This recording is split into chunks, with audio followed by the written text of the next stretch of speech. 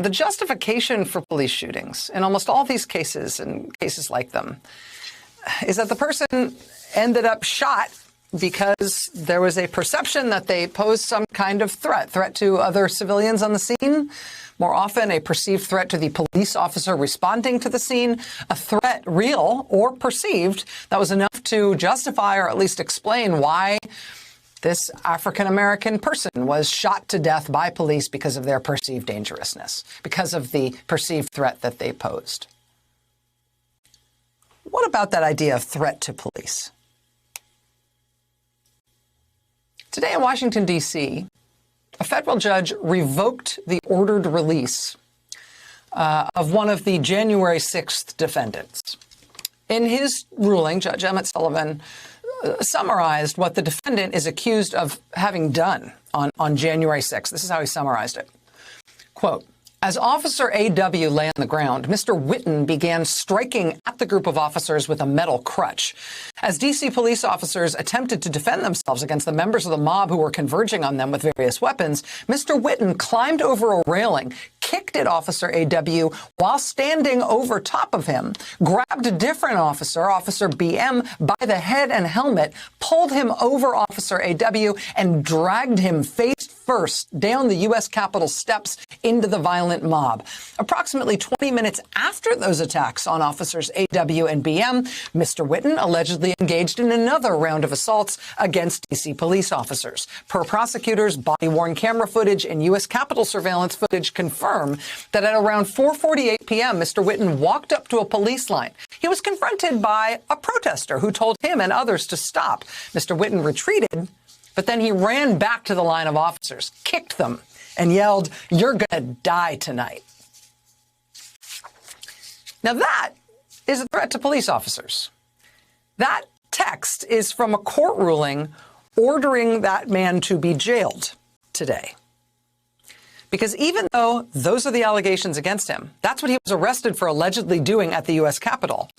The day after he was arrested, he was ordered released from jail.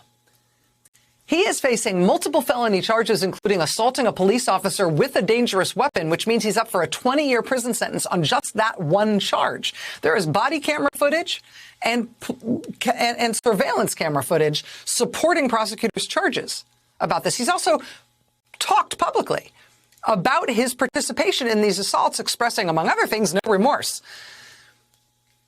But boy, did he not get shot in the course of doing any of that. That was not a risk for him. After what prosecutors say he did on January 6th, participating in those multiple attacks on police officers, including dragging one down the stairs face down, face first, to throw him to a mob, hitting another one with a weapon with a metal crutch, telling police officers they were going to die that day.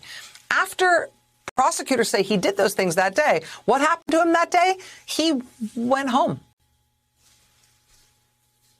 He was only arrested a few weeks later. Did one day in jail before a judge in Georgia ordered that he should be released. Only now, weeks after his initial arrest, did this federal judge in D.C. look at his case and say, basically, my God, how is it that a judge in Georgia ordered that this guy should be let out of prison? How do we handle threats to police in this country? Nobody believes that police officers should put themselves in more danger than they need to be in the line of duty. Nobody believes, as Attorney General Ellison said, that police officers aren't entitled to work in departments and to work in a profession that is honored and that is as safe as it can be. But it is the idea of a threat to the police that undergirds so many of the police shootings that are the wallpaper for the daily churn of news in our country.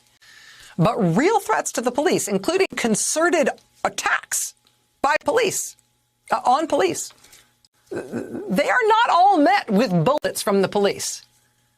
My God. I mean, certainly not in this country, certainly not in this year, in which it seems like everything's just getting clearer and clearer with every passing day.